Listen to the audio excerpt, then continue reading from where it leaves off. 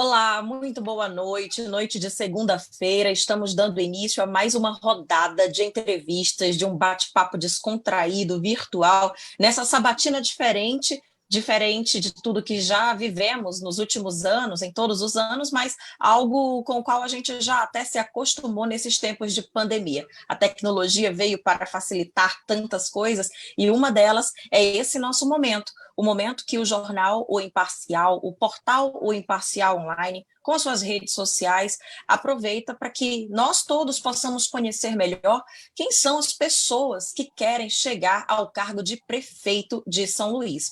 Nesta noite de segunda-feira, o nosso entrevistado, o nosso convidado é o candidato do PSOL, Franklin Douglas, para quem a gente já dá uma boa noite aqui, uma saudação inicial. Boa noite, candidato. Boa noite. Estamos Seja aqui. bem-vindo. Obrigado. Bom, nós temos aqui um início de bate-papo sempre muito descontraído.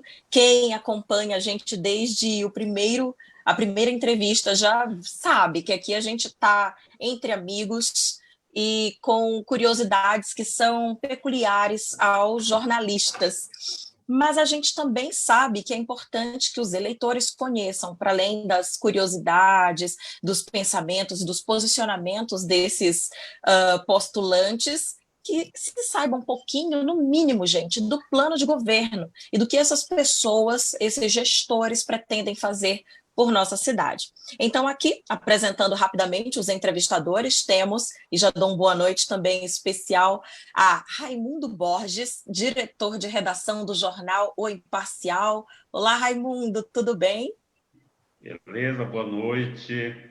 É um prazer estar aqui novamente.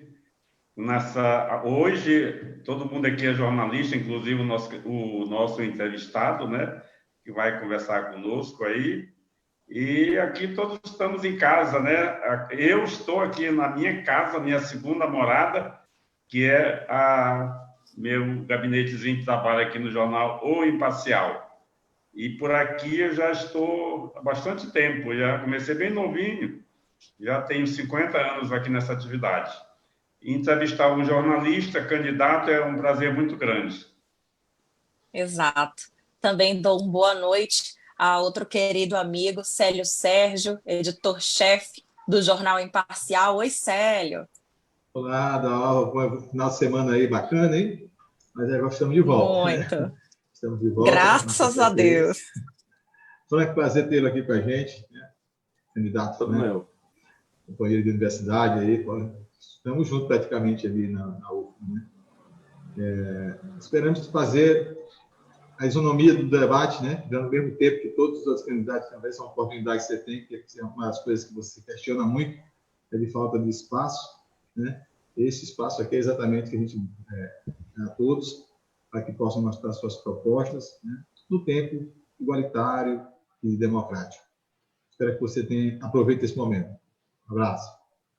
Com certeza. É 100 vezes mais do que dos 18 segundos que eu tenho na televisão. E temos ainda a companhia do nosso querido Felipe Clã, que é colunista, é um especialista no assunto política. Olá, Felipe. Então, boa noite, Dalva, boa noite, candidato Franklin. Eu queria registrar aqui como é impressionante. Esse final de semana eu estive em alguns lugares e como vieram pessoas conversar comigo sobre a live dos candidatos promovido pelo jornal O Imparcial, né? Muitos reclamaram que gostariam de fazer e enviar perguntas, né, para que os candidatos estivessem respondendo.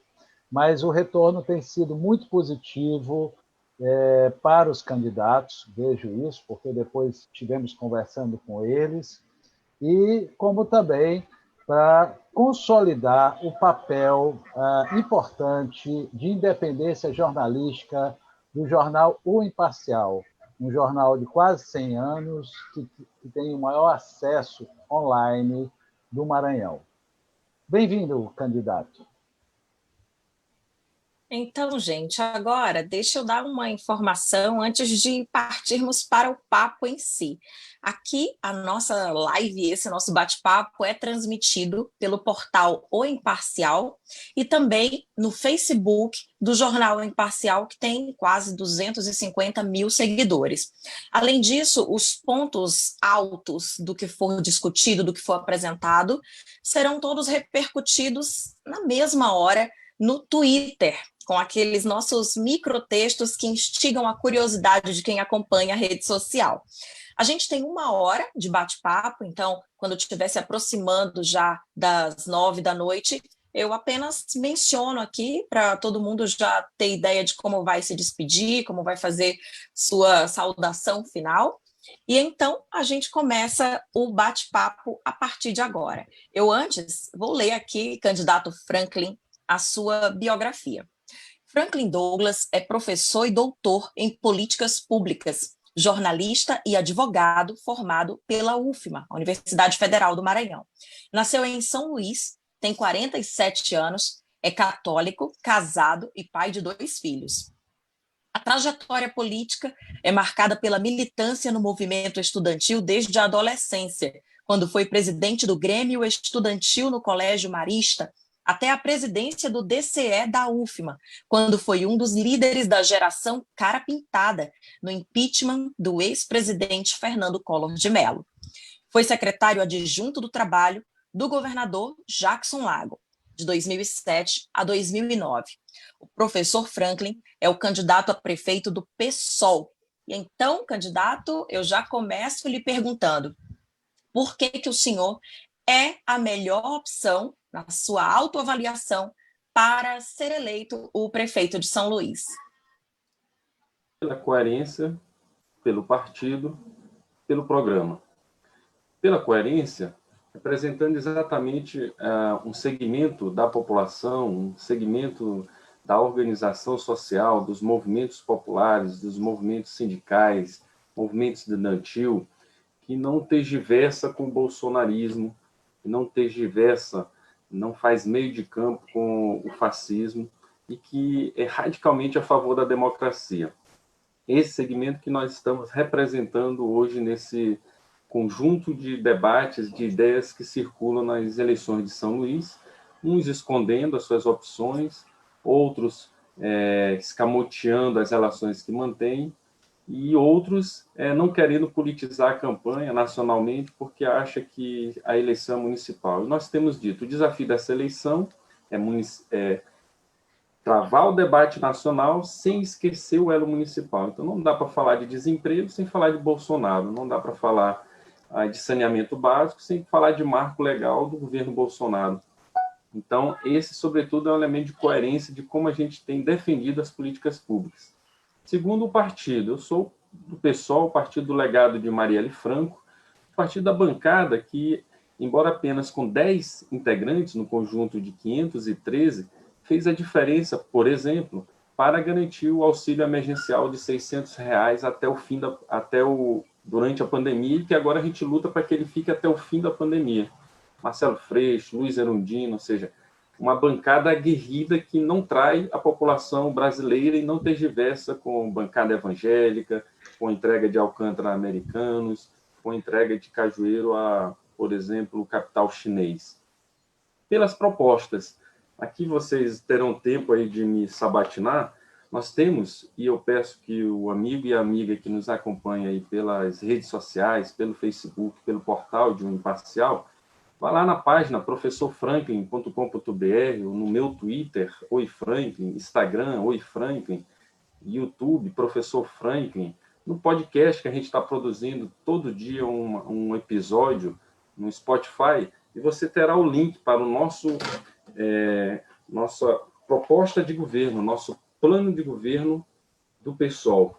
E você saberá, então, que nós temos propostas para gerar empregos, 50 mil empregos, combate à pandemia, o que faremos nos nossos primeiros 100 dias de governo, São Luís para a maioria, que é o nome do nosso programa, na educação, na saúde, no transporte, na cultura, no turismo, no meio ambiente, no saneamento, no esporte e lazer, São Luís para a maioria com as mulheres, São Luís Paramaria com negros e negras, com a população LGBTQIA+, pessoas com deficiência, propostas para crianças, adolescentes, juventude e idosos, assistência social, administração participativa e transparente, direito dos animais, limpeza, comunicação democrática, segurança alimentar, feiras e habitação popular. Ou seja, um conjunto de propostas que foi construída por mais de 140, quase 150 especialistas das políticas públicas, ouvindo a população em consulta no nosso site aberto, que foi o Vumbora, ouvindo a população, os segmentos como trabalhadores de aplicativo, em conversas online, os setores que trabalham com o audiovisual e o cinema, o pessoal do livro, literatura e a cadeia das bibliotecas comunitárias, ou seja, é um programa robusto, rico, bastante firme no sentido de a gente apresentar as melhores propostas para essa cidade. São essas as 3 justificativas pelo qual eu peço o voto do amigo e da amiga para os 50. Muito bem, já começamos aqui com uma abordagem bem ampla e eu agora passo a pergunta para ele que costuma abrir aqui os nossos bate-papos. É com você, Raimundo Borges.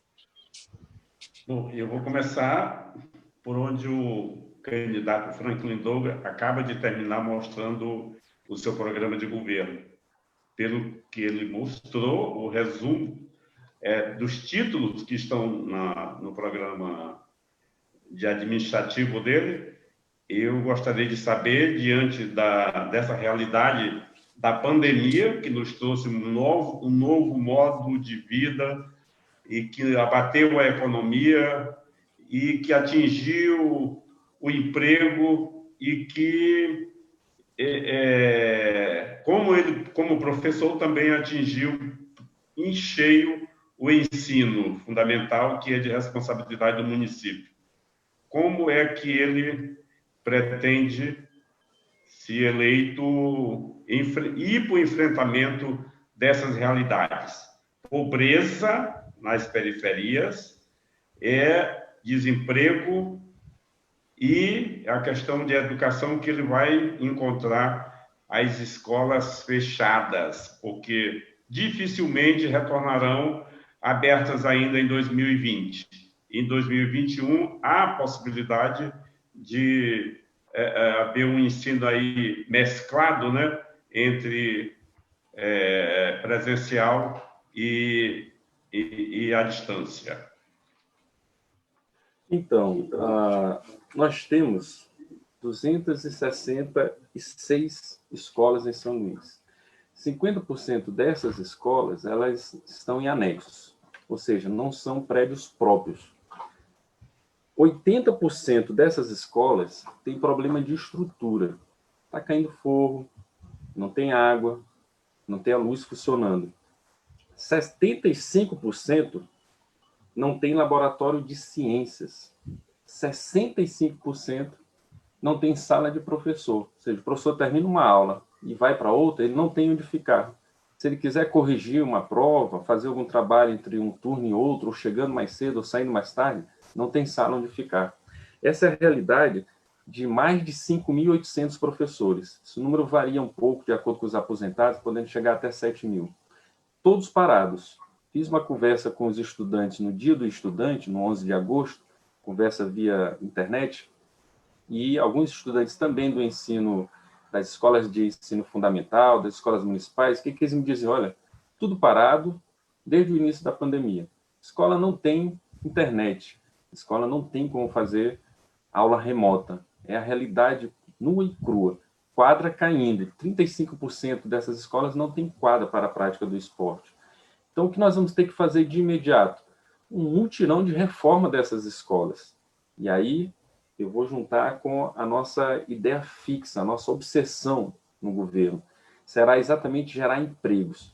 Qualquer possibilidade que a gente tenha de gerar uma oportunidade de trabalho, renda e emprego, nós utilizaremos e colocaremos toda a administração em torno desse objetivo estratégico. Qual é o problema de São Luís? O problema de São Luís é que a gestão não tem objetivo estratégico. Não tendo gestão estratégica, o planejamento é pífio. o planejamento sendo pífio, cada secretaria atira para um lado. E aí não fica, de fato, nada que de efetivo se constitua como política pública para a maioria da população. Nós vamos criar a Secretaria do Trabalho. A Secretaria do Trabalho vai ser o carro-chefe, coordenar todas as ações onde a gente possa gerar emprego. Na educação, por exemplo, 268 escolas para serem reformadas, nós vamos, nas 5 subprefeituras que criaremos nas regiões de São Luís, fazer 5 frentes de trabalho, incluindo, por exemplo, a reforma das escolas.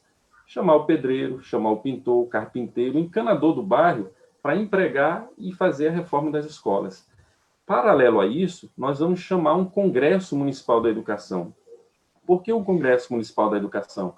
Porque combinar, dialogar, consertar, fazer uma conversa geral sobre quais serão os protocolos para a retomada dos estudos, precisa de participação popular, precisa de participação dos professores, dos pais, dos alunos, da comunidade. Não é simples voltar nessas condições que estou dizendo que a escola está. Não é simples retomar esse estudo, esse ambiente escolar. Os pedagogos com os quais converso dizem, olha, do ponto de vista pedagógico, o ano foi embora. Então, a busca é como criar protocolos, e aí a gente tem que escutar bastante os especialistas para retomar as aulas. E em toda e qualquer possibilidade, colocar povo. Eu acho que esse é o elemento fundamental, participação popular nas políticas de educação. Reforçar o conselho escolar dentro da escola, dar autonomia financeira para que ele possa ter uma gestão mais eficiente e, como tem dito no nosso plano de governo, quanto mais pobre o bairro, mais rica tem que ser a escola. Ou seja, de fato, dar as condições para que a escola pública municipal melhore de fato o IDEB, não seja essa vergonha que foi a gestão do Edivaldo Holanda. O IDEB, nós quase não ficamos nem entre os 100 municípios maranhenses. Somos o terceiro e o segundo pior no Nordeste. O crescimento foi pífio, não cumpriu as metas. Então, embora seja um índice que, do ponto de vista do estudo, da educação, dos pedagogos, ele seja questionado, porque talvez frise muito o ranqueamento, etc., mas como índice mostra que foi um desastre os 8 anos para a educação. Articular a retomada do trabalho significa articular com a geração articular a questão da educação sem descolar da questão da geração de trabalho. E para isso precisa fazer a crítica também nacional. Eu queria complementar aí a pergunta com a questão financeira, né? 2021 vai ser um ano dificílimo para a gestão de modo geral, federal, estadual e para os municípios, que normalmente são à espera de governo mais sacrificadas, porque depende de tudo, ou quase de tudo, de recursos federais e estaduais. Principalmente no Maranhão, onde os municípios praticamente não têm receita própria. Aqui na capital ainda tem em torno de 30%, né, de receita própria, mas tem um orçamento aí que já entrou com um certo abatimento do que estava previsto inicialmente, de 3 bilhões e 700 milhões, se não me engano, esse é o valor de 2020. Mas 2021 vai ter 200 milhões a menos, né? É isso, mais ou menos, essa situação. Então, o novo prefeito vai ter um enfrentamento muito brutal em cima para cumprir tanta meta apresentada na campanha e que a população certamente vai cobrar lá na frente, né? Só de transferência está em torno de 2 bilhões, salvo engano. Por isso que o prefeito não pode ser, embora São Luís seja uma ilha, um prefeito restrito ao território da cidade. Eu vou compor, junto com Boulos, que vai ser eleito em São Paulo, com Edmilson, que vai ser eleito aqui em Belo Horizonte, em Belém, com a Áurea Carolina, em Belo Horizonte, nós vamos compor uma frente nacional de prefeitos para tentar reverter 2 medidas que são catastróficas para as políticas sociais. Uma é a emenda 95, aprovada por Temer. Tem que rever essa emenda, porque a emenda 95 ela dá teto de 20 anos aos gastos sociais. O país não aguenta ficar sem investimento no social. 2, temos que questionar como adaptar a lei de responsabilidade fiscal para esses tempos de pandemia. Também não dá para cumprir a lei de responsabilidade fiscal sem nenhum tipo de questionamento. Eu penso que os prefeitos dessa geração terão um papel nacional muito importante a cumprir e, sobretudo, construir uma frente ampla que possa, dentro do Congresso Nacional, tensionar o governo Bolsonaro para que essas políticas do Guedes, políticas neoliberalizantes, de aperto fiscal e de pouco recurso para as políticas sociais, seja derrotada. Essa vai ser uma medida, digamos, geral. Do ponto de vista específico, nós vamos precisar fazer algumas medidas, como, por exemplo, tentar aprovar na Câmara Municipal o imposto, o IPTU progressivo. Tem 1% da população que precisa pagar para que os 99% de fato tenham as políticas públicas. Não é possível ter empresas só negando impostos municipais. Nós temos que passar a garantia de que a prefeitura será eficiente, que o dinheiro vai ser aplicado, para que a sociedade se convença que o bom não é sonegar, mas, de fato, garantir o recurso no caixa do município para que a gente possa, então, aplicá-lo nas políticas públicas. Para isso, a gente tem que retomar, como eu disse, todo um conjunto de estratégias para alavancar a economia na medida do possível que a prefeitura puder. Olha, são 121 mil pessoas que dependem de auxílio emergencial em São Luís. O desemprego é grande. Não tem novo normal, eu tenho dito, enquanto não tiver vacina. Não tem vacina tão cedo. Enquanto não tiver vacina tão cedo, essas pessoas não têm como retomar os seus empregos, a economia não tem como retomar, porque estamos sempre ameaçados de uma segunda onda, de uma terceira onda de Covid. Então, é preciso que a prefeitura, com as forças que tenha, faça as articulações necessárias para minimizar essa situação. Agora, é evidente que isso passa por uma política nacional. Política de desemprego, que gera políticas econômicas que geram 12 milhões de desempregados, tem que ser responsabilidade ao governo, tem que dar responsabilidade ao governo Bolsonaro. Tem que cobrar os candidatos que estão com o Bolsonaro. O Braide, o que tem a dizer sobre isso? O Duarte, o que tem a dizer sobre isso? O Neto Evangelista, o que tem a dizer sobre isso? Eles escondem que os seus partidos, que sustentam as suas candidaturas, sustentam o governo Bolsonaro. É medo, porque o governo Bolsonaro tem quase 60% de rejeição na cidade. Então, esse debate precisa ser travado de forma franca, sem, contudo, esquecer de que a gente tem que fazer essa cidade um local feliz para as pessoas viverem. Mas isso passa pela questão da ideologia esquerda e direita, né? O presidente Bolsonaro é de extrema-direita, assumido o governo militarizado. E você é da esquerda, a esquerda mesmo, né? Não vou dizer extrema-esquerda, porque não sei se chega a esse extremismo, mas aí passa também por essa realidade, né? Eu diria uma nova esquerda, a esquerda que tenta pegar exatamente o que são os movimentos novos da sociedade, sem abandonar as bases conceituais que determinam o que é a nossa sociedade atual. Uma ideologia, não no sentido negativo, de falseamento da realidade, mas ideologia como um conjunto de ideias que apresentam uma utopia. Qual é a utopia que a esquerda defende? A utopia da igualdade. Não acredito que a população esclarecida, conversando com ela, trazendo ela ao debate, sustente as teses que o campo conservador sustenta. Nós derrotamos essas teses, por exemplo, da escola sem partido. Nós derrotamos essas teses, por exemplo, de querer fechar o STF. Então, o Bolsonaro, mesmo com todo o seu autoritarismo, ele está submetido a um regime constitucional. E, na medida do possível, se precisar, inclusive, acionar judicialmente o presidente para garantir as verbas do município de São Luís, nós o faremos. Faremos o jogo democrático, o jogo da democracia, com a defesa intransigente do nosso processo de democratização. Não há democracia ainda consolidada, ela está o tempo todo em construção. Dizia o Chico de Oliveira, professor sociólogo, que o que temos de democracia no Brasil ela foi arrancada pela classe trabalhadora, pela classe operária. Tivemos mais períodos de ditaduras do que de processos democráticos. Então, isso é um papel histórico que temos que estar cumprindo a todo momento. Bom, candidato, agora eu já passo aqui para o nosso segundo entrevistador fazer seu questionamento inicial. Célio Sérgio, é com você. Eu estava aqui para pular já em cima dele, porque eu estava querendo perguntar em cima disso aí mesmo, porque ele citou aí os candidatos que estão na frente na corrida eleitoral, né? E como defesa da esquerda, aí que ele falou muito dessa ideologia do partido do PSOL, né?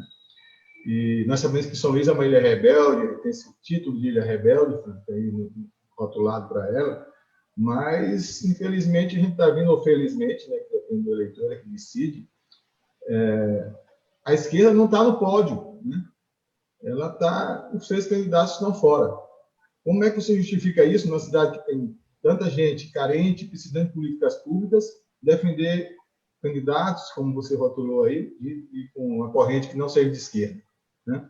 Então, o que é que está acontecendo que faz com que a esquerda não esteja no pódio, né? Não está nem no quarto colocado aqui ainda, né? Pelas últimas pesquisas. Então, o que justifica isso? E como é que o PSOL vai tentar chegar aí no pódio ou até na final aí dessas eleições? Estamos nessa situação porque segmentos do centro democrático capitularam ao bolsonarismo, achando que o Bolsonaro simplesmente seria controlado. E ele é um louco incontrolável.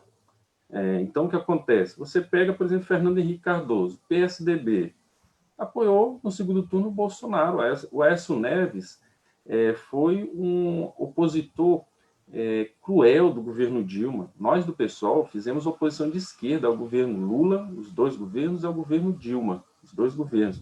Mas não tergiversamos em estar ao lado quando da denúncia do golpe que foi dado em 2016. Aconteceu em 2016, que nós, né, Felipe, presenciamos em 2009 no Maranhão com o governo Jacques. O Jacques depois foi até inocentado.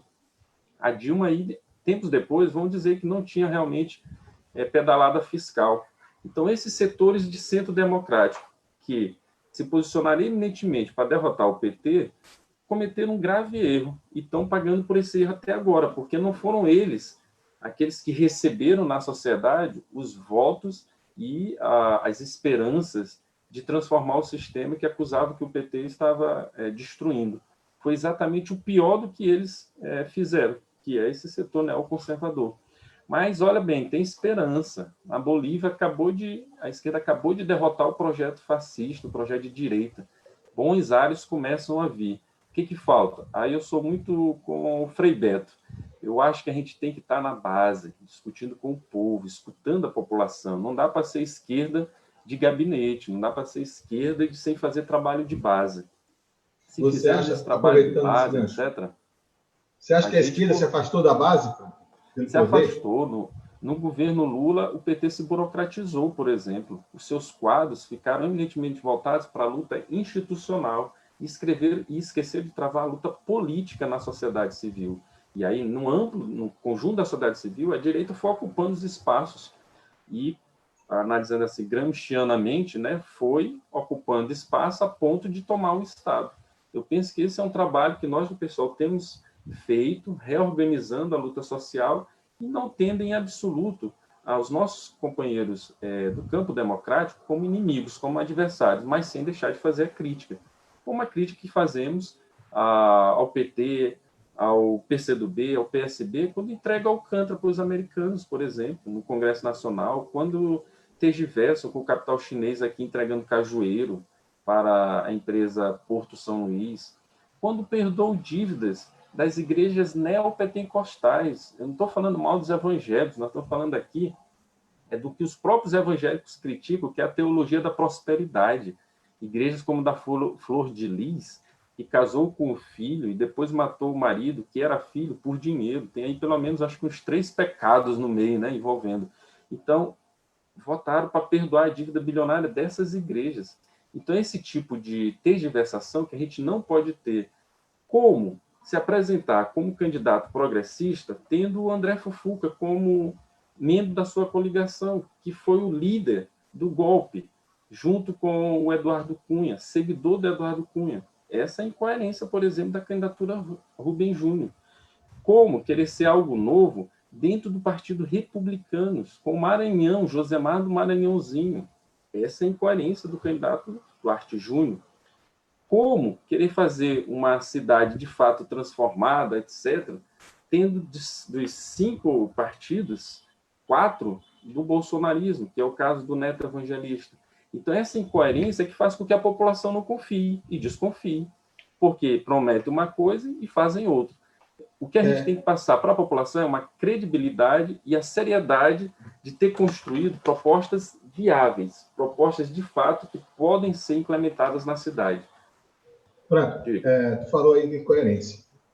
O pessoal saiu sozinho aí na disputa, né? Você não se coligou com ninguém. É por essa falta de coerência dos partidos de esquerda ou faltou realmente um diálogo, uma aproximação, ou não tem como realmente ter um palanque com Lula, com a esquerda, com o PT, com o PCdoB, por exemplo, não vai junto com o pessoal numa frente de esquerda? Não tinha como ir com o PCdoB tendo o PP do Fufuca junto.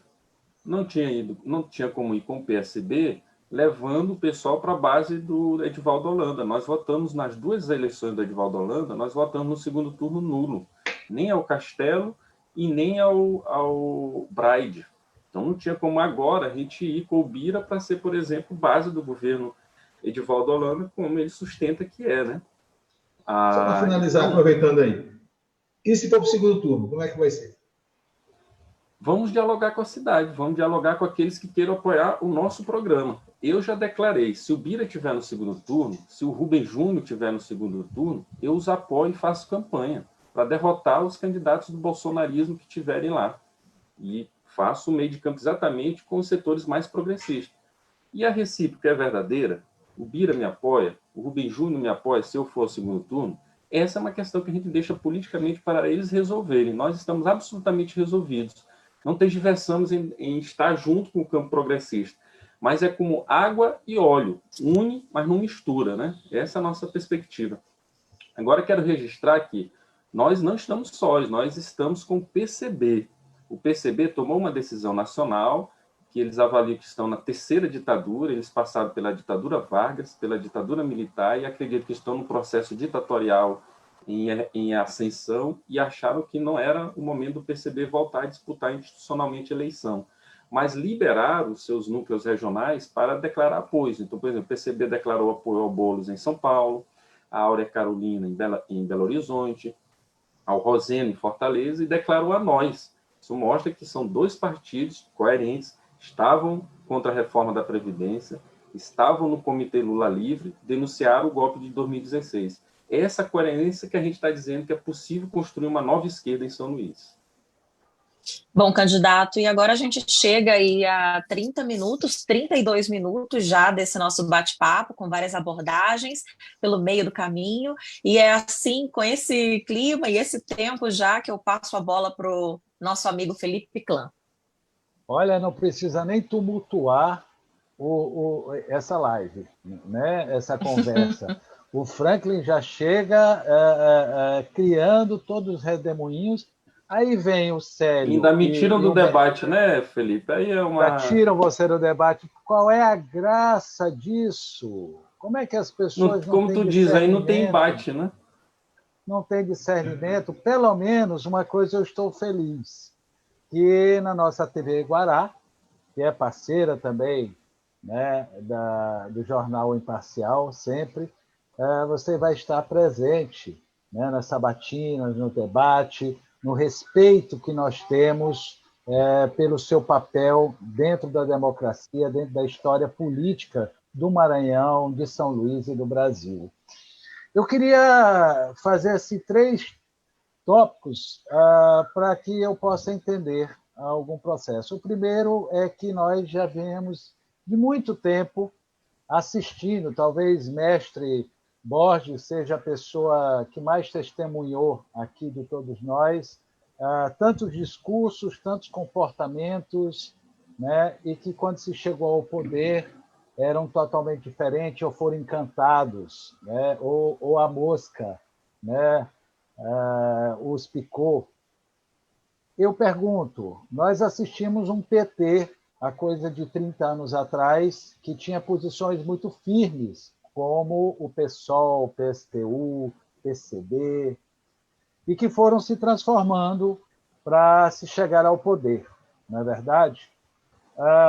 Penso eu, será que o PSOL, chegando ao poder, não vai também se transformar nisso que foi o PT durante a sua gestão e que levou à ascensão desse quase ditador, né, que é o Bolsonaro? E eu queria aproveitar o gancho e já lhe provocar como administrador, como gestor financeiro. O que eu vejo muito, candidato Franklin, é todo mundo com planos fantásticos, né? Eu passei 2 dias lendo o seu plano, destrinchando ele, porque realmente é um plano ousado, não é um plano para 4 anos. Eu acho que o senhor já pensa até numa reeleição, caso seja eleito, me permita. Tamanho o seu plano, porque não há dinheiro para isso. Não há estrutura administrativa, né? Não há todo um engajamento que nos permita cumprir um plano tão extenso, tão rico, tão detalhado. Talvez seja um dos mais detalhados que tem e mais transparente. Eu pergunto, como é que o gestor Franklin, sabendo que só existe o mesmo dinheiro, né, vai ter a capacidade de trazer dinheiro de fora para um município que as pessoas não têm capacitação, que as pessoas não têm educação, como você mesmo coloca, que as pessoas não têm saúde, né? Não têm transporte, não têm habitação, não têm qualidade de vida. Como que o senhor vai trazer, com seu discurso de esquerda, e me permita, não conservador e nem radical, mas direcionada, o senhor vai fazer com que o empresariado de fora venha investir no município de São Luís? Qual é a mágica em transformar esse dinheiro, que já vai ser pouco, para que esse plano funcione, candidato Franklin? Lá na página 19, quando eu falo do plano Professor Franklin, eu queria rapidamente só a colocação que ele fez sobre as transformações dos políticos nas campanhas. Eu me lembrei de um fato curioso. Na primeira eleição, ainda dentro da ditadura, da eleição de governador do Maranhão, em 1982, que era Luiz Rocha, o candidato do Grupo Sarney, mas ele tinha um símbolo que, para muitas pessoas, seria um símbolo meio... uma transversal de esquerda, porque o símbolo era uma enxada. Não tinha nem a foice, nem o martelo, mas tinha uma enxada que tinha um significado do apoio à agricultura e tudo mais. Então, são coisas assim, curiosas que faz esse mimetismo político ocorrer a cada campanha com cada personagem dessas campanhas. Mas pode ficar com a pergunta do Felipe Clã, só para dar uma ilustrada aí, né?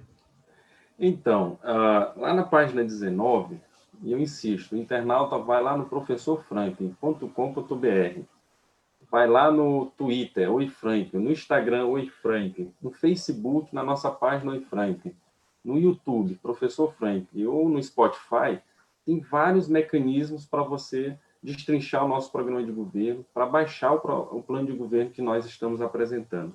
Na página 19, Plano Emergencial de Emprego, ou seja, gerar 50 mil empregos significa, em 4 anos, criar todo um ambiente social pelo qual todos os setores se sintam envolvidos em gerar emprego. Quando eu digo, por exemplo, construir 4 estações de tratamento na área do saneamento, em que, ao construir uma por ano, custa 20 milhões, segundo os seminários técnicos com os quais conversei durante o seminário.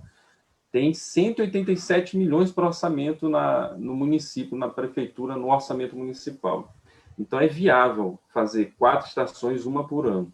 Ao despoluir as praias, fazendo as estações de tratamento, eu estou tornando as praias balneáveis um único lazer gratuito, é um dos poucos opções de lazer gratuito que a população vai ter. Pós-pandemia, no contexto da pandemia, que a gente vai ter que estudar bem como isso vai acontecer, ao despoluir praia, eu estou melhorando o turismo da cidade. Melhorando o turismo da cidade, eu estou potencializando, por exemplo, na região da litorânea, das praias, a efervescência, de novo, dos bares e da cultura. Ver como a gente consegue articular com uma política várias outras, se você tem o norte, que é a geração de emprego, esse é um exemplo. criar 2 novas agências municipais do trabalho, uma na área Itaquibacanga, outra na área da cidade operária e entorno, cidade olímpica, Coab, Coatrac, etc., para evitar que essas pessoas se desloquem dos seus bairros, geralmente a pé, que não tem dinheiro para pagar passagem, para vir para o centro atrás de oportunidade. Essas agências tentando concentrar exatamente as opções de vagas de emprego, de trabalho e renda que a gente vai gerar na cidade. Criar, falei, 5 frentes de trabalho junto com as subprefeituras, na área Itaquibacanga, na área da Coab, a Cidade Olímpica, na área do São Francisco ao Angelim, da Coama ao Turu, Vila Luizão e na zona rural.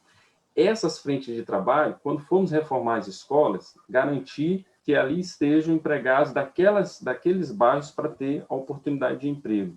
Na hora que formos licitar para as empresas fazerem asfalto,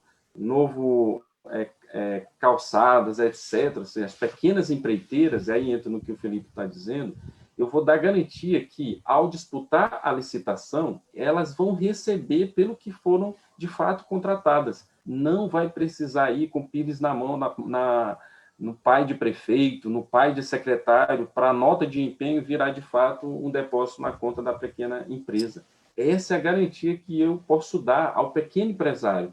Nós não vamos ter meio de campo, é com um mega empresário. Então, de fato, o pessoal chinês da Porto São Luís, eu vou revisar os 5 últimos anos das licenças ambientais. Eu vou proteger Cajueiro, eu vou exatamente chamar o pessoal, nós do pessoal temos um compromisso com essa luta de Cajueiro, e dizer, ó, aqui não dá para ter porto, porque o porto, tal como a Alumar, gera poucos empregos em relação aos 50 mil que a gente quer. Mas eu vou, está registrado na página 19, apoiar micro e pequenos empresários. Não tem que ter medo de nós. Eu lamento que o CDL, a FEComércio, não tenha me convidado para debater. Eu quero dialogar com esses setores microempresariais e médios empresários da cidade. Não tenho medo de debater com o pessoal. Agora, tenho medo do seguinte, nós não vamos mais manter esquema nada transparente de apropriação do orçamento público. Nós vamos desmontar todos esses esquemas que tem por dentro das secretarias. Nós vamos gerar empregos, por exemplo, com a agricultura familiar, Felipe. Veja bem, sabe quantas toneladas de tomate o Maranhão, melhor especificamente, São Luís produz? Segundo o último dado do IBGE, 6 toneladas. Não dá uma rodela de tomate no hambúrguer, por exemplo, no ano, para 1.100.000 habitantes que nós temos em São Luís. Então, lá no orçamento, vocês podem ver isso lá na página 50 e tanto do meu programa para a agricultura familiar, nós vamos, por exemplo, inverter o que está no orçamento. Percebe que até agora eu ainda não tive que correr atrás, é só uma questão de mexer no que já tem. Tem 10 milhões para o programa do leite. Eu fui presidente do Conselho Estadual de Segurança Alimentar. Eu sei o que é a pressão do empresariado de laticínios. Eles querem vender o leite no maior preço e não importa como é distribuído. Então, me parece que aqui tem um esquema dentro dessa Secretaria de Agricultura do município em torno desses interesses dos grandes produtores de leite, de laticínio, porque não tem sentido 10 milhões para o programa do leite e só 300 mil para a agricultura familiar através do PPA, que é a compra direta do pequeno agricultor. Nós vamos pegar uma parte desse recurso e inverter, deslocar dinheiro para a zona rural, para o agricultor ter a certeza que nós vamos comprar a produção para a merenda escolar, nós vamos comprar a produção, por exemplo, para os hospitais, para as unidades de saúde que precisem comprar esses alimentos. Agricultura familiar, geração de emprego. Então, isso tudo articulado com os recursos. Mas, por exemplo, no meio ambiente, nós estamos propondo plantar 1 milhão de árvores. Parece loucura, né? Mas não é. Se nós integrarmos 1 milhão de árvores só com a educação ambiental das escolas municipais, nós já alcançamos essa meta em 4 anos. E imagine se a gente integrar também a rede privada. E 1 milhão de reais, o que eu faço com 1 milhão de árvores? O que eu faço? Eu vou lá na União Europeia, e o Felipe vai lembrar da Beatriz Bisso, que no governo Jackson nós fizemos um comitê de relações internacionais. A União Europeia tem recurso para você receber os euros em troca dos créditos de carbono. Então, se a gente cria planta 1 milhão de árvores, eu recebo créditos de carbono em euros. É fantasia? Não, em Bogotá, aqui na Colômbia, foi feito isso no ano passado. Receberam os créditos. Fazer 10 mil cisternas de captação de água de chuva, por exemplo, para a zona rural, para ajudar na plantação, para ter uma água potável de imediato, tentar amenizar o problema da água. É impossível? De jeito nenhum. Tem recursos na Alemanha, Fundação Konrad Adenauer, nosso alemão aqui sabe do que estou falando. Eles financiam essas iniciativas no mundo todo. No Maranhão, nós fizemos 500 cisternas com recursos internacionais no semiárido. Eu fui da ASA Maranhão, trabalhei com o Unicef nesse projeto para criança e adolescente. Então, tem condições de buscar recursos externos. Nós somos conveniados com o Wuhan. O que é o Wuhan? A primeira cidade chinesa onde teve a pandemia. São Luís tem um protocolo de cidade irmã com o Wuhan. Só São Luís e o estado do Rio Grande do Sul, no país, escrevi isso nas páginas do Jornal Imparcial, esse artigo, só São Luís tem esse convênio. Nós não fizemos uma reunião com a embaixada chinesa pedindo respiradores, pedindo máscaras, pedindo equipamentos diversos, know-how. Eles têm hoje know-how para testagem em massa. Chinês mandar 1 milhão de testes para São Luís é besteira, né? Do ponto de vista do total da população. Então, nós temos como articular recursos externos, temos que fazer uma reforma tributária, apoiar a reforma tributária no Congresso Nacional, propor algo do ponto de vista local e também ter iniciativas de convênios internacionais. Volto a dizer, não somos uma ilha. Somos uma ilha do ponto de vista geográfico, mas politicamente temos possibilidade de fazer vários intercâmbios com o mundo todo.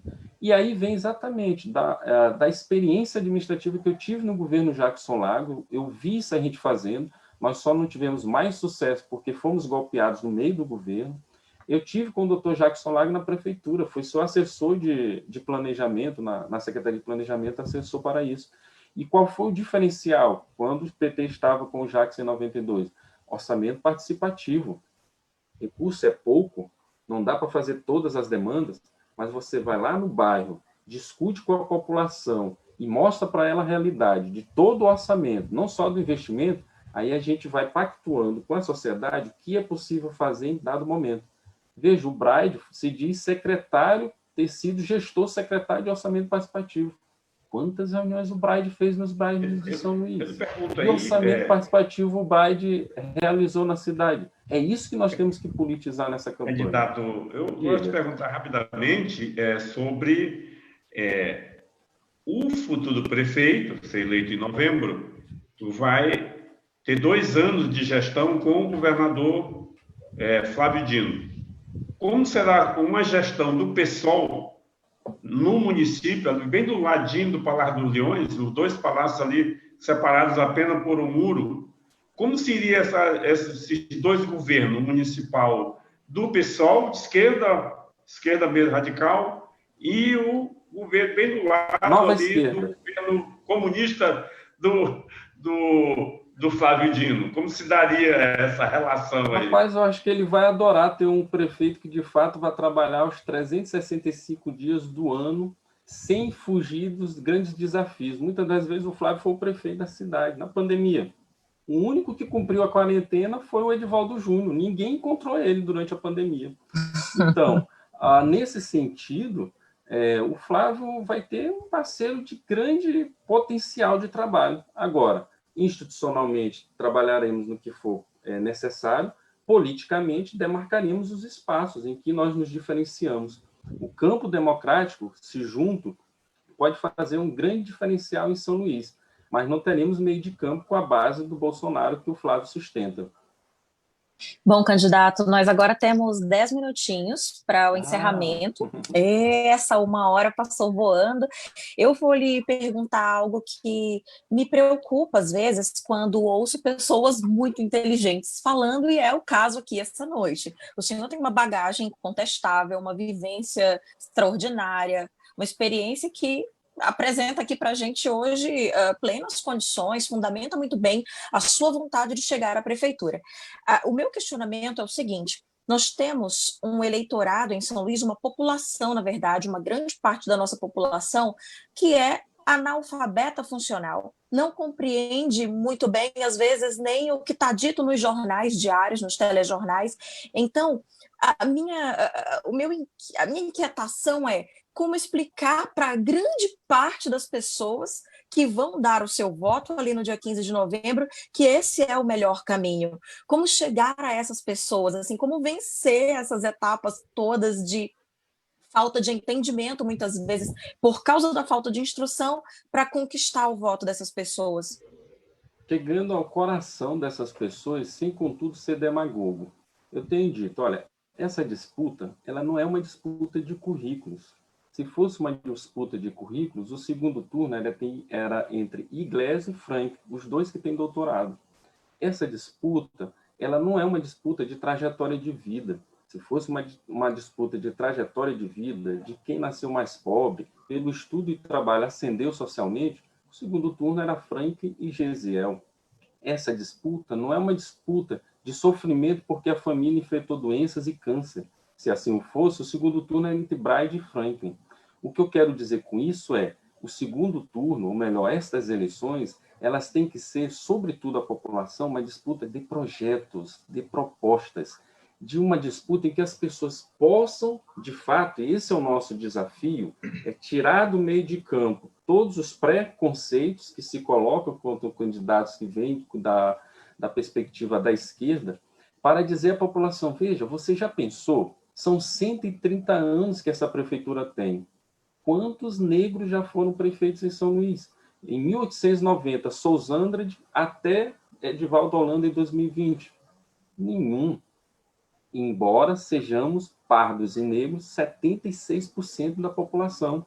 Eu acredito, não por modismo, porque o PSOL, desde os 3 últimos congressos, já aplica que a sua direção tem que ser 50% de mulher e 30% de negros. Aqui a gente nem tem preocupação com isso, que a gente extrapola esses mínimos, né? Uma cidade que tem 52% de mulheres. Quantas prefeitas nós tivemos em mais de 50 gestores nesses 130 anos? 3, das quais uma não foi eleita, foi pela ditadura militar, que era a Lia Varela. Conceição, Gardene e depois Conceição. 3 mulheres, então as mulheres não servem para administrar, e ao mesmo tempo, não é curioso que os mesmos candidatos de agora sejam os candidatos que na eleição passada não botavam negros na chapa, não botavam mulheres na chapa, ou seja, é só por causa do movimento Vidas Negras Importam que surgiram. Então, uma prefeitura, por exemplo, no orçamento, o que é o diferencial desse plano de governo? A gente não diz apenas o problema, a gente diagnostica o problema e aponta a solução. Mas a gente não diz apenas a solução, a gente diz como e onde vai estar o dinheiro para implementar e sob que condições e metas a cumprir. Em toda parte do nosso plano de governo, você pode ir lá no professorfranklin.com.br baixar, eu digo quanto tem de recursos. Políticas para as mulheres, nós só temos 77 mil reais. Não existe política para a mulher com 77 mil reais no universo de 3,4 bilhões. Frank, só fazer uma pontinha para não ficar solta aqui. A esquerda, como se diz, empresas públicas, né? Hoje o nosso lixo é privado, é administração privada, a nossa luz é administração privada, né? E agora com o marco de saneamento caminhamos aí talvez para uma privatização também. O que você acha dessa situação, desse atendimento privado que está aí com a extinta Coliseu? Eu acho que tinha até empresa de transporte público municipal, né? E também não tem mais, né? Os terminais de ônibus também foram passados para uma iniciativa privada, né? Então, o que você tem a dizer sobre isso, dessa privatização que está acontecendo ao longo do tempo e com partidos de esquerda, digamos assim, né, que administraram a prefeitura durante os últimos anos? Sim, então, completando o anterior, a palavra negro, sério, não aparece uma vez no orçamento de São Luís. Preto, nenhuma vez. Igualdade racial, nenhuma vez. Aparece afrodescendente 2 vezes, porque tem o Conselho Municipal de Afrodescendente com 20 mil reais. O conselho não existe com 20 mil reais, não consegue trabalhar. Então, nosso plano de governo é o que a gente chama de São Luís para a maioria. É esse desafio que eu tenho, e por isso que eu não perco uma live, não rejeito um convite e digo que vou a todos os debates, porque os 18 segundos da televisão são totalmente desiguais em relação aos grandes partidos. Mas eu acredito que a população tem esperança. E eu quero ser, junto com o PSOL, junto com os nossos vereadores, Nós temos vereadores, mulheres negras, LGBTs, juventude, professores, acho que é o partido que mais tem professor candidato, ou seja, empenhados em defender a educação, que a gente tem como convencer. O problema é a pandemia, né? Não dá para ir por corpo a corpo, porque eu acho que eu vou para o segundo turno também por não pegar Covid, porque todos os candidatos aglomerando estão pegando Covid, né? E nisso eu quero registrar um parênteses aqui, a minha solidariedade ao Rubem Júnior, espero que o seu pai se restabeleça plenamente. Eu acho que a política é uma coisa, mas a vida pessoal a gente tem que ser bastante solidário nesse momento ao Rubens pai, né? Então, é essa novidade que a gente tem que ter a capacidade de dialogar com a população, com humildade, olho no olho, na medida que possível, pelo menos olho na tela, né? Em que a gente convença essas pessoas disso. E convença, por exemplo, que a privatização da água não é a melhor opção, Célio. Nós vamos transformar São Luís numa Passo do Lumiar e Ribamar, com a BRT ambiental, que jorra esgoto, que não tem água e que a população tem que fazer protesto, fechar vias para garantir que a BRK ambiental faça os planos. Nós não vamos privatizar o regime de água do município, vamos resistir ao marco regulatório no que puder, no que puder. Ao contrário, nós queremos reforçar a CAEMA pública, democratizar a CAEMA, exigir que ela cumpra as metas.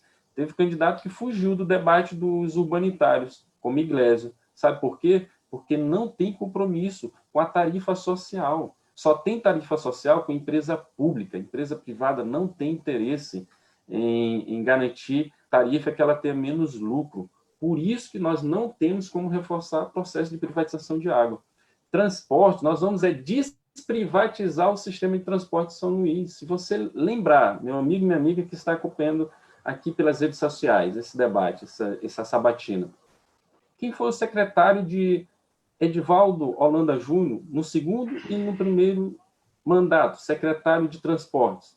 O mesmo que foi o secretário do Castelo, que, por sua vez, foi o mesmo que foi o secretário do Tadeu Palácio. Há 20 anos, a Secretaria de Transportes, ela é um comitê dos empresários de transporte de São Luís. Isso não é política pública, é política privatizada para os interesses. O empresário vai arrumar terminal, está caindo, os terminais estão caindo. O empresário não arruma terminal. O empresário vai fazer ônibus bom para o pessoal trabalhar? Não. O empresário vai garantir passagem menor? De jeito nenhum. Por isso que nós propomos o passe livre, por isso que nós propomos reformar o sistema de transporte de imediato, e eu me aconselhei foi com o professor Lúcio Gregory. Lúcio Gregory foi secretário de transporte da Luiza Erundina, participou dos nossos seminários. E aí, para completar, Sérgio, o que quer dizer? Olha, não é criar empresa municipal de transporte, isso não tem no nosso plano de governo, porque isso é um trabalhão que o setor público não dá conta, mas também não é deixar tudo na mão da iniciativa privada. Qual o sistema que ele acha mais interessante foi esse que nós incorporamos? Modificar o sistema de passageiro carregado para quilômetro rodado. Olha como isso muda radicalmente os custos do transporte. Se eu tenho passageiro carregado, eu boto o máximo de gente possível dentro do ônibus, circulando o menos possível, carregando aquelas pessoas, porque a passagem me dá o lucro de carregar aquele monte de gente dentro de um ônibus pequeno. No quilômetro rodado, ele ganha pelo quilômetro que ele percorre no trecho do ônibus. Então, aí ele tem interesse em botar ônibus de manhã, de tarde, de noite e de madrugada. Então, no transporte, nós estamos propondo, primeiro, essa reforma. Segundo, a transformar a planilha de forma clara, deixar ela transparente para a população saber quais são os gastos. Terceiro, viabilizar o passe livre a partir exatamente dos estudantes de escola municipal. Quarto, reorganizar as linhas. São 260 linhas, mais de 1.100 ônibus, a maioria concentrando para o centro. Não tem como o centro da cidade sobreviver. Você não precisa mais do que 9, 10 linhas circulares. Quem andou de ônibus conhece o velho Circular 1, Circular 2, né? Que fazia o rodoviário circular, que fazia a cidade quase toda.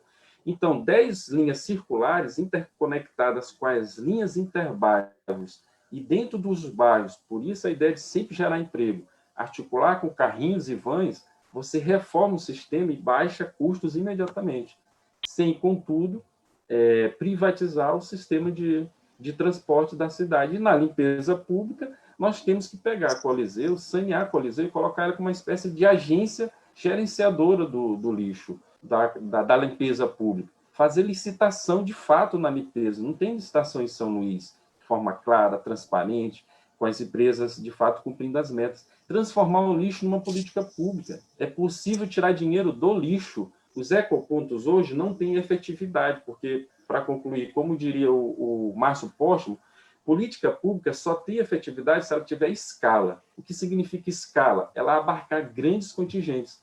20 ecopontos para 1.100.000 pessoas não consegue reciclar o lixo. Para tirar separado, só serve do ponto de vista da educação ambiental. A população se convencer de começar a separar o seu lixo. Mas separa no ecoponto e junta lá no aterro de Rosário. Não adianta, ao contrário, deviam estar incentivando cooperativas de reciclagem, pequenas usinas de reaproveitamento e reciclagem desse lixo e transformar ele em material de revenda, e aí gerando riqueza.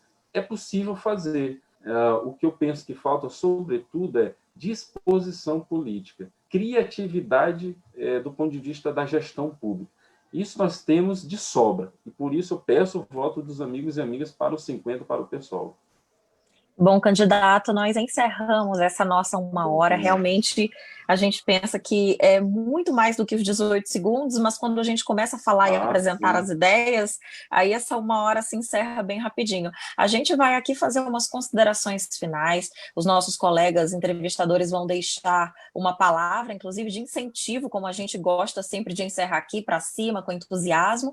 E aí o senhor, então, depois dessas breves palavras, pode se manifestar, se despedir e pedir o seu voto para o eleitor que acompanha aqui a nossa live. Eu começo com você, Raimundo Borges. Pois não. Eu vou apenas colocar aqui a nossa posição como empresa jornalística em abrir essa discussão com todos os candidatos. Não tem discriminação por pesquisa, por partido, seja lá que posição estiver, são todos iguais aqui, no mesmo tempo, com as mesmas colocações, a mesma forma de conversa que a gente tem. Acredito que assim o jornal está cumprindo o seu papel de órgão de comunicação, que um dos objetivos é este de permitir que a democracia flua entre todos os cidadãos. E numa campanha eleitoral, muito mais ainda, essa participação passa a ser mais importante. E eu espero que o querido professor, doutor Franklin Douglas, consiga passar, como ele passou aqui com muita facilidade, as suas ideias, e que a população compreenda e acredite e escolha as propostas que achar melhor. Então, esse é o nosso papel de comunicadores. Ele também é jornalista, é professor da Faculdade de Jornalismo da Universidade Federal do Maranhão há muitos anos, então ele sabe muito bem do que eu estou falando, de que todos nós estamos aqui no meio dessa discussão. Muito obrigado, professor e candidato, professor e professor candidato. Eu acho que uma coisa em cima da outra. Então, esse é o nosso recado, professor. Obrigada, Borges. Agora com você, Célio, o que você avalia aqui desse nosso momento? O áudio, Célio, ele esquece às vezes. Verdade. Bom, Frank, é muito bom falar com você sempre, uma pessoa inteligente, né? A gente admira muito, né? E dizer que espero que nossa corrente de internautas, que são mais de 8 milhões, né, consigam ver sua mensagem, né? E isso ajude você nesse seu projeto, né? Chegar à prefeitura, não só de fazer a esquerda, a nova esquerda, né? Como você está falando aí, uma nova esquerda, como é que ela renasça como o sol, ou então com o pessoal, né? Então, podemos começar, que a esquerda renasça nesse projeto de vocês aí. Boa sorte, espero que ele tenha deixado aqui um espaço bem igualitário para você. Muito obrigada também por suas palavras, amigo Célio. E agora com você, Felipe Clã, o que você tem a dizer sobre esse nosso bate-papo aqui descontraído com o candidato Franklin? Olha, eu registro mais uma vez a lamentável ausência desse candidato em todos os debates, né? Porque o debate que eu assisti da colega Band, indiscutivelmente, ele tomou conta, né? E não perdoou nenhum candidato, nem da linha esquerda, nem da linha direita, e foi para cima. Isso é campanha, isso é uma estratégia inteligente de quem tem capacidade. Mas eu queria registrar aqui um detalhe muito interessante do candidato Franklin Douglas. E não é uma estratégia, acredito eu, montada, mesmo ele sendo um professor, mesmo ele sendo um jornalista, um militante político que vem lá dos grêmios, não acredito que seja uma estratégia montada. Eu acho sim que é um fato natural. Nós não vimos em nenhum momento o candidato Franklin Douglas falar dele, dizer sobre ele, na verdade. Eu acho que ele por si só se apresenta. Eu acho que ele traz o coletivo, né? A sua escola foi o coletivo. A militância social e política o permitiu a ser uma pessoa indiscutivelmente ilibada. Ele não discute a ficha suja, né? A ficha limpa, seja o que for que se chama, porque o currículo dele já corresponde a que naturalmente todos os políticos deveriam ter. De parabéns o candidato, de parabéns o veículo, o Imparcial, por permitir que as pessoas descubram como temos, sim, candidatos preparados, pessoas que estudam para servir se é necessário às pessoas. Obrigado, candidato. Muito obrigada também, Felipe Clã. Bom, candidato, agora eu deixo com você esse momento final, mas não sem antes também expressar aqui a minha gratidão pela sua presença, ainda que virtual, nesta noite de segunda-feira. A gente já está bem mais perto das eleições do que pouco tempo atrás, quando tudo ainda era uma pré-campanha, tudo ainda eram planos, agora tudo é muito concreto. E que o senhor tenha sorte, porque a competência a gente já viu aqui que tem de sobra.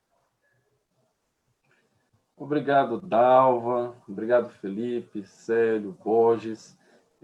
Olha, eu não perco uma respostinha daquela das perguntas de segunda. A pergunta de segunda do Imparcial, porque, ao contrário do que possam dizer, isso não dá voto, ninguém lê ali, eu não tive uma e duas, nem três declarações de voto por causa daquela coluninha, não. Foi mais, viu? Por isso que eu não acredito nessas pesquisas. E digo para você, meu amigo, não acredito nessas pesquisas. O Instituto de Pesquisa tem dono em São Luís e tem candidato, e o candidato financia a pesquisa. O Felipe falou do debate. Depois do debate, de fato, eu nasci como candidato para a população, porque primeiro foram nos formadores de opinião, e os formadores de opinião foram repassando isso para os outros segmentos. O horário eleitoral não me levar para o debate amanhã da Mirante é um crime contra a democracia, porque é deixar, não Franklin, mas um segmento de debater. Campanha é isso. A questão não é pessoal, a questão é política, de diferenciar quais são as propostas.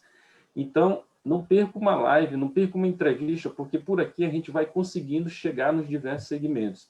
E nós temos certeza, nós vamos ao segundo turno. Eu tenho certeza que você vai entender as propostas que estão no nosso programa. E o convite que eu faço, transforme o seu celular, o seu smartphone, no nosso comitê de campanha. Baixe as nossas redes sociais, baixe as nossas propostas e compartilhe entre os amigos. E faça como Marielle Franco, como Maria Aragão, duas mulheres que são aqui, ícones da nossa luta no PSOL e da nossa luta no Maranhão. É por elas que a gente diz, pelo Wagner Baldez, com muita convicção, a luta continua e a esperança há de vencer e prevalecer. Peço o voto no 50 exatamente para a gente construir uma cidade para a sua maioria. Obrigado pela oportunidade de estar aqui. Muito obrigada também ao senhor pelas suas palavras, suas colocações. Gente, esta live ficará disponível na íntegra tão logo nós encerrarmos esse momento. Ela já sobe, então é questão de alguns minutos para ficar disponível. Você pode ver e rever quantas vezes quiser. O professor pode compartilhar com os números aí de WhatsApp. Então, a estratégia no digital também passa por isso, a gente sabe disso. Aí, gente, amanhã a gente não tem, né? A gente está fazendo aqui uma entrevista por noite, mas amanhã todos os candidatos, ou pelo menos grande parte, né, professor?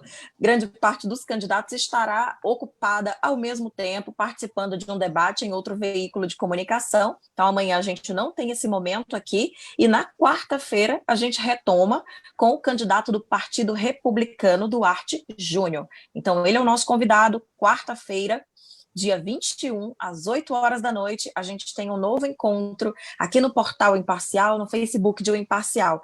Tenham todos uma excelente noite. Candidato, uma noite maravilhosa também para o senhor, meus colegas jornalistas, entrevistadores maravilhosos. Até quarta-feira. Não morram de saudade. Boa noite, gente. Obrigado. Tchau, tchau. Tchau. Boa noite.